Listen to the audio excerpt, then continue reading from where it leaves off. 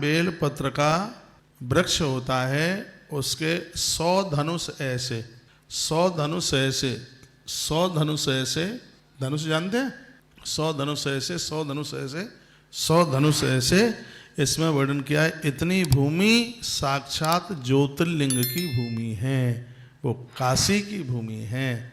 ऐसी जगह पर आपने बैठकर एकाध माला जप ली है तो साक्षात काशी विश्वनाथ के चरणों में बैठकर आपने जप कर लिया। ये बहुत बड़ा महात्म्य इसका वर्णन किया गया है और इसको भगवान स्वयं ब्रह्मा बोलते हैं। जो व्यक्ति इसकी छाया का उल्लंघन करता है उसकी आयु का नाश होता है।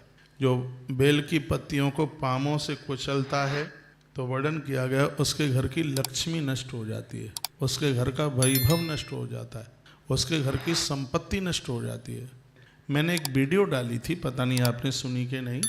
जब भी आप शिवालय जाओ तो अपने हाथ में कोई पॉलीथिन, कोई थैला लेके जाओ और इस बात का ध्यान रखो कि वहाँ पर जो बेल पत्तियाँ डली हैं वो हमारे पामों से कुचल ना जाए, क्योंकि स्वयं विधाता ब्रह्मा इस बात को कहते हैं जिसके पामों से बेल पत्रियाँ कुचलेंगी उनकी संपूर्ण संपदा नष्ट हो जाएगी। संपदा नष्ट होने का मतलब यह नहीं है कोई ताला तोड़ करके तिजोरी में से पैसा ले जाए।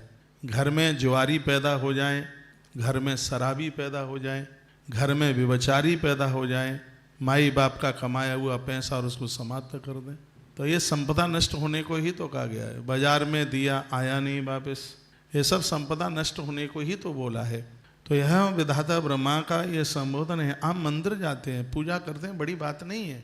बड़ी बात तो ये है कि वहाँ हम अनुशासन सहित कितने हैं, उस समय हमारी सोच कैसी है, उस समय हमारा अनुशासन कैसा है। बहुत लोग इतना धक्का मुक्की, और बहुत लोग तो ये लगते हैं कि महादेव की पिंडी को उखाड़ के ही ले आएंगे, ऐसे घिसेंगे, ऐसे मलेंगे और ऐसे फेंक करके श्रीफल मारेंगे, पता नहीं भोलेनाथ से कब की दुश्मनी है, और ऐसे जेट में भरेंगे और धक्का देंगे एक दूसरे को। और वो जल चढ़ाया तो कांच की बोतलें वहीं डाल देंगे, लोगों के पाम फट जाएंगे। जहाँ दूध की जगह पर पाम का रक्त भी बहता है उस मंदिर में। सुनी सुनाई बात नहीं है, ये तो हमने देखा है।